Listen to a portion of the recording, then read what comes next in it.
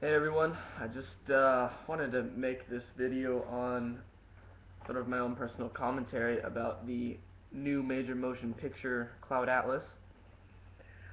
Um, Fantastic movie. I highly recommend it to anybody. There's not a single thing I would have changed about it. Uh,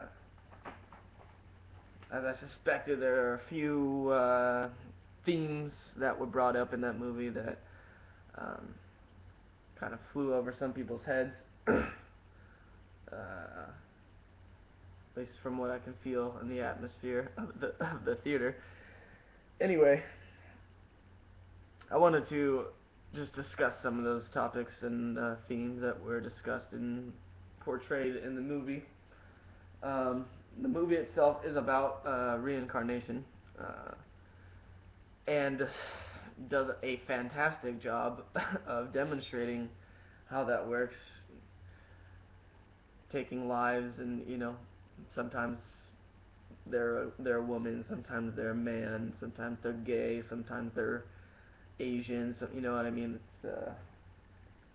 It portrays accurately the real concept of reincarnation, that you could become anything when you reincarnate any person, or possibly any animal or plant or mineral, I suppose, as well. I'm not entirely sure, but of course, the overarching theme of the movie is indicated by the subtitle of the poster, which is "Everything is Connected," uh, which I agree with. And we are all one, of course.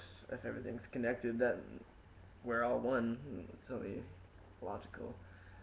But the problem is when I say things like "we are all one," people have this Borg concept in their mind that we're all just some sort of I don't know, some sort of, there's, people need to understand that uniqueness is the ultimate expression of oneness, and we are the idea that we're all one is not some disparaging concept of, we're all, there's, I don't know, how people's minds go weird places. Anyway, it's not the Borg concept. Another theme that was represented in that movie was that Jesus Christ is a representation of every individual person on the planet. And in fact, if you go back and ask the ancient Egyptians about their Horus, um, god, their god Horus, which is perfectly mimics the story of Jesus almost to a T. They'll tell you, yeah, it's a representation of how a good person should be, or I mean, I don't know how exactly they'd word it, but this is an old concept. If it goes back, obviously, even before the ancient Egyptians. This is also what the Gnostic Christianity. I don't know if you've ever heard the term before, but that's what the Gnostics were trying to show people, is that Jesus Christ was not uh, supposed to be thought of as a actual person, a physical person being that lived, but in fact an idea, a concept, one that transcends all time and space and boundaries. It is you, how you should treat yourself and other people, which is yourself. Um, in the movie, there was Salome, I think was the Asian woman's name, in the not so distant future. Uh, she was the representation of the Christ figure. It is very possible that in ancient times, in that area, there was an individual who started speaking out against the authority of the church and the state, and probably preached a lot of the same concepts that were represented in that movie, um,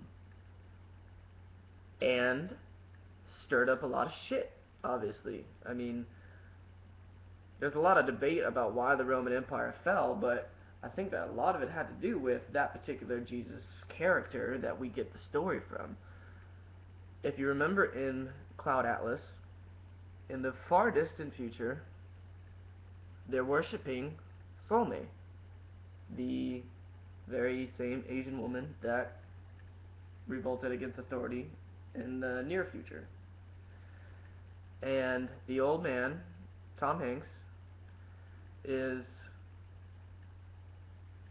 talking with Halle Berry, and she explains to him that Salome is not a god, as he was previously worshipping her as, but was an actual person that lived and did a lot of amazing things for the time and the people. And he immediately said, "You lie, you're full of shit, blah blah blah blah blah." Well, this is what happened. When this Jesus Christ character did his thing in the Middle East, the Roman Empire was completely undermined. And they realized that if they were to maintain their power, they had to alter from being an empire to a holy empire. So we went from the Roman Empire to the Holy Roman Empire, where the Pope is now the personification of the Roman Empire. They took the story of this man, made it into some sort of supernatural, mystical god concept, making him the Son of God, and usurped power once again. Of course, it was a long, slow process because of how much of a revolt there was, and the ideas that were put forth by this man and his followers um, echoed out and gave birth to all sorts of secret societies and knowledge-based cults based off of his teachings.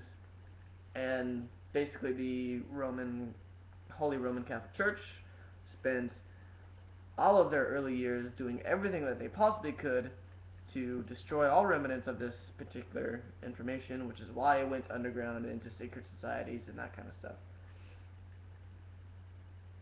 so that they can maintain their power. Now,